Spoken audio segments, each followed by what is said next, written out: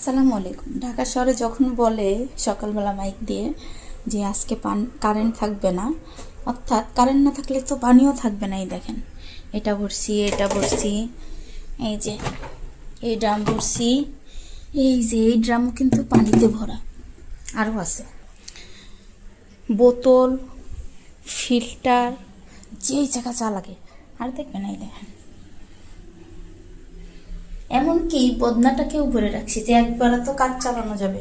আরও আছে, সবচেয়ে মেইন কাজ যেটা আমার জামাই কিন্তু, শুনতে পাচ্ছেন, টয়লেট করে রাখতেছে।